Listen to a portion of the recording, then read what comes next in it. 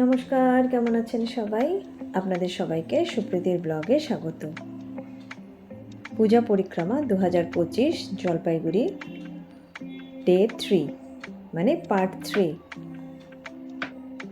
এই পরিক্রমাতে অনেক প্যান্ডেল আমি আপনাদের সঙ্গে শেয়ার করেছি। আজকে কাছাকাছি কিছু প্যান্ডেলে আমরা গিয়েছিলাম, সেটা আপনাদের সঙ্গে শেয়ার করছি। এখন আপনারা দেখছেন আরজি পার্টি নতুন পাড়া।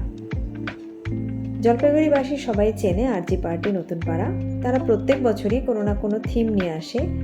এবার তারা কাগজের ওপরে তাদের মণ্ডপটিকে দাঁড় করিয়েছে। পুরোপুরি যা ডিজাইন আপনারা দেখতে পাচ্ছেন, মায়ের আশপাশে সাইডে সব কিছু কাগজ দিয়ে তৈরি। প্রত্যেক বছরই তারা সাদামাটাভাবে পুজো করেন, এবছরও তারা সেটাই করেছেন। এক কথায় সিম্পল, কারণ এবছর প্রত্যেকটি মণ্ডপই আমরা দেখলাম সাদামাটাভাবে তারা তাদের মণ্ডপটিকে সাজিয়েছে। সেরকমভাবে আড়ম্বরপূর্ণ বা খুব জাঁকজমকপূর্ণ কোনো কিছু কিন্তু এবছর আমাদের কারোরই চোখে পড়েনি। মেবি নেক্সট ইয়ার আমরা দেখতে পাবো। এবার আপনারা দেখতে পাচ্ছেন রায়কোটপাড়া কালীবাড়িতে যে দুর্গাপূজা হয়, সেখানে যজ্ঞ চলছে, নবমীর যজ্ঞ। সবাই বলে যজ্ঞ এমনই একটি জিনিস যেটা সবার ভালো লাগে, আর বিশেষ করে যদি সেটা মা দুর্গার সামনে যজ্ঞ করা হয়। আমরাও পৌঁছে গিয়েছিলাম। আশা করব আপনারা সবাই যজ্ঞর এই তাপটি নিয়েছেন, আশীর্বাদ নিয়েছেন মা দুর্গার।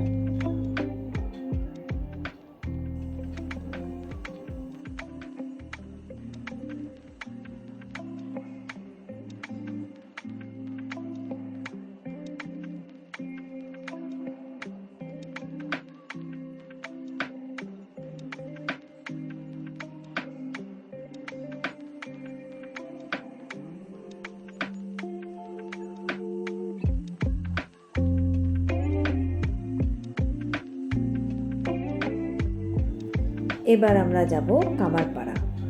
কামারপাড়াতে ভীষণই সুন্দর করে তারা মণ্ডপের মণ্ডপটি ভীষণ সুন্দরভাবে সাজিয়েছেন। সেটাও সাদামাটা, প্রত্যেকটাতে একটা সুন্দর ছাপ তারা রেখেছেন।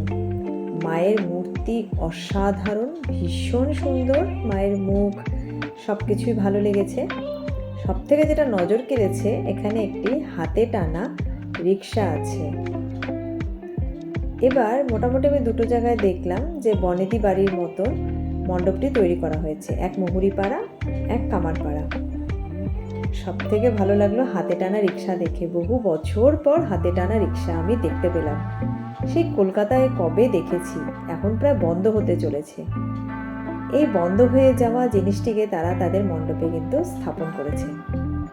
কদমতলা দুর্গাবাড়ি, যেটার সম্বন্ধে না বললেই নয়।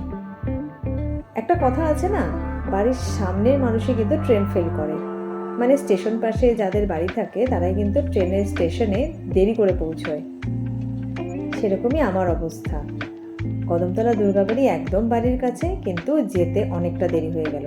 একদম নবমীতে লাস্ট ডেতে আমি গিয়েছি, কিন্তু ভালো লেগেছে। তারাও যে খুব যে আড়ম্বরপূর্ণ করেছে সেটা নয়, কিন্তু ভালো লেগেছে। আর সব সময়ের জন্যই একটা সাবেকি ছাপ থাকে মায়ের মূর্তিতে, এবারও সেটার অন্যথা হয়নি। আপনাদের কেমন লাগলো মণ্ডপের সজ্জা, সমস্ত কিছু আমাকে অবশ্যই কমেন্টে জানাবেন। যদি আমার ভিডিওগুলি ভালো লেগে থাকে তাহলে লাইক এবং সাবস্ক্রাইব করে রাখবেন। সব শেষে শুভ বিজয়া সবাইকে। আশা করব আপনাদের সবার পুজো খুব ভালো কেটেছে এবং আগামী দিনগুলি আপনাদের সবার খুব ভালো কাটুক। সবাই সুস্থ থাকবেন, আনন্দে থাকবেন। আর বিজয়ার পরে আপনাদের কেমন লাগলো পুরো পুজো পরিক্রমা আমাকে অবশ্যই জানাবেন। আজকের মতন তাহলে ব্লগটি আমি এখানেই শেষ করছি। এখন আপনারা মা দুর্গার ভাসানের আনন্দ সময়টাকে উপভোগ করুন। কদমতলার নতুন পাড়ার সমস্ত ঠাকুর আপনাদের সঙ্গে আমি দর্শন করেছি, আমিও করেছি, আপনারাও করেছেন। এবার বিসর্জনের পালা। রাবণ কিন্তু পোড়ানো হয়ে গিয়েছে, বৃষ্টি পড়ছে, শুধু ধোঁয়াটা রয়ে গিয়েছে। ভালোই বৃষ্টি নেমেছিল দশমীর দিন। তার মাঝখানেই আমরা কিন্তু ছাতা মাথায় দিয়ে দশমী এনজয় করেছি। আপনারাও দশমী অবশ্যই এনজয় করবেন, আর সুপ্রীতির ব্লগকে সাবস্ক্রাইব করে রাখবেন। আরও নতুন নতুন ভিডিও আপনারা তাহলে চটজলদি দেখতে পারবেন। সবাই ব্যস্ত, সবার অফিস খুলে গিয়েছে, সবাই ভীষণ পরিমাণে কাজের চাপে ডুবে রয়েছেন। তার মাঝখানে সুপ্রীতির ব্লগের জন্য একটু সময় অবশ্যই বের করবেন। আমি আশা করব আমার ব্লগ আপনাদের সবার ভালো লাগছে। ছোট্ট একটি লাইক এবং সাবস্ক্রাইব, আর যদি ভালো লেগে থাকে আপনারা আপনাদের পরিবার, আত্মীয় স্বজন, বন্ধু বান্ধবের সঙ্গেও শেয়ার করতে পারেন। আজ তাহলে এটুকুই। আপনাদের সঙ্গে আবার আমার দেখা হবে সুপ্রীতির নেক্সট ব্লগে। সবাই খুব ভালো থাকবেন, আনন্দে থাকবেন এবং স্বাভাবিকভাবে সুস্থভাবে নিজেদের কাজগুলো করতে থাকবেন। তার মাঝখানে অবশ্যই পরিবারকে সময় দিবেন। পরিবারই কিন্তু শেষ কথা, রাইট? Bye bye.